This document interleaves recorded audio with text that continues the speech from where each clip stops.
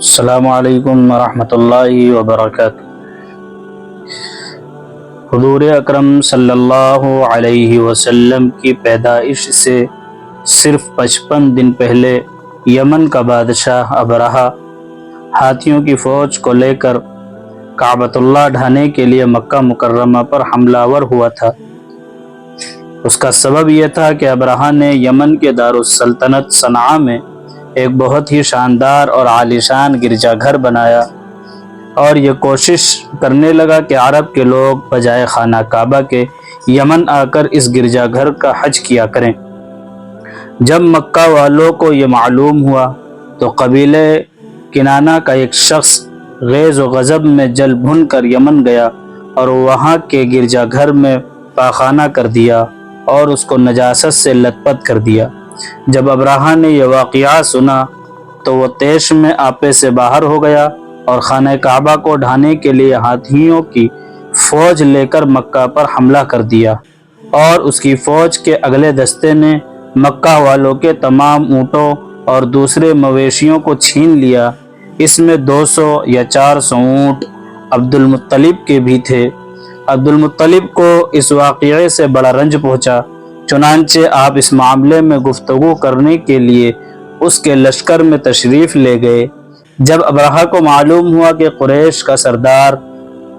اس سے ملاقات کرنے کے لیے آیا ہے تو اس نے آپ کو اپنے خیمے میں بلا لیا، اور جب عبد المطلب کو دیکھا کہ ایک بلند قامت، رعب دار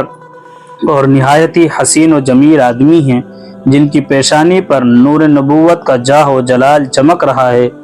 تو صورت دیکھتے ہی ابرہہ مرعوب ہو گیا اور بے اختیار تخت شاہی سے اتر کر آپ کی تعظیم و تکریم کے لیے کھڑا ہو گیا اور اپنے برابر بٹھا کر دریافت کیا کہ کہیے سردار قریش، یہاں آپ کی تشریف آوری کا کیا مقصد ہے؟ عبد المطلب نے جواب دیا کہ ہمارے اونٹ اور بکریاں وغیرہ جو آپ کے لشکر کے سپاہی ہانک لائے ہیں، آپ ان سب مویشیوں کو ہمارے سپرد کر دیجئے۔ یہ سن کر ابرہہ نے کہا، اے سردار قریش، میں تو یہ سمجھتا تھا کہ آپ بہت ہی حوصلہ مند اور شاندار آدمی ہیں، مگر آپ نے مجھ سے اپنے اونٹوں کا سوال کر کے میری نظروں میں اپنا وقار کم کر دیا۔ اونٹ اور بکری کی حقیقت ہی کیا ہے؟ میں تو آپ کے کعبہ کو توڑ پھوڑ کر برباد کرنے کے لیے آیا ہوں، آپ نے اس کے بارے میں کوئی گفتگو نہیں کی۔ عبد المطلب نے کہا کہ مجھے اپنے اونٹوں سے مطلب ہے، کعبہ میرا گھر نہیں بلکہ وہ خدا کا گھر ہے، وہ خود اپنے گھر کو بچا لے گا،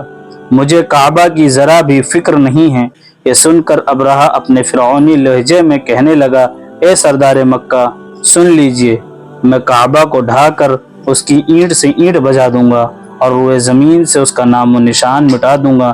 کیونکہ مکہ والوں نے میرے گرجا گھر کی بڑی بے حرمتی کی ہے، اس لیے میں اس کا انتقام لینے کے لیے کعبہ کو مسمار کر دینا ضروری سمجھتا ہوں۔ عبد المطلب نے فرمایا کہ پھر آپ جانیں اور خدا جانے، میں آپ سے سفارش کرنے والا کون؟ اس گفتگو کے بعد ابرہہ نے تمام جانوروں کو واپس کر دینے کا حکم دیا اور عبد المطلب تمام اونٹوں اور بکریوں کو ساتھ لے کر اپنے گھر چلے آئے اور مکہ والوں سے فرمایا کہ تم لوگ اپنے اپنے مال مویشیوں کو لے کر مکہ سے باہر نکل جاؤ اور پہاڑوں کی چوٹیوں پر چڑھ کر اور دروں میں چھپ کر پناہ لو۔ مکہ والوں سے یہ کہہ کر پھر خود اپنے خاندان کے چند آدمیوں کو ساتھ لے کر خانہ کعبہ میں گئے اور دروازے کا حلقہ پکڑ کر انتہائی بے قراری اور گریہ وزاری کے ساتھ دربار باری تعالی میں اس طرح دعا مانگنے لگے کہ اللہم ان المرء یمنع رحلہ فامنع رحالک وانصر علی آل الصلیب وعابدہ اليوم آلک۔ اے اللہ، بے شک ہر شخص اپنے اپنے گھر کی حفاظت کرتا ہے، لہٰذا تو بھی اپنے گھر کی حفاظت فرما اور صلیب والوں اور صلیب کے پجاریوں یعنی عیسائیوں کے مقابلے میں اپنی اطاعت شعاروں کی مدد فرما۔ عبد المطلب نے یہ دعا مانگی اور اپنے خاندان والوں کے ساتھ لے کر پہاڑ کی چوٹی پر چڑھ گئے اور خدا کی قدرت کا جلوہ دیکھنے لگے۔ ابرہہ جب صبح کو کعبہ ڈھانے کے لیے اپنے لشکر جرار اور ہاتھیوں کی قطار کے ساتھ آگے بڑھا اور مقام مغمس میں پہنچا تو خود اس کا ہاتھی جس کا نام محمود تھا ایک دم بیٹھ گیا۔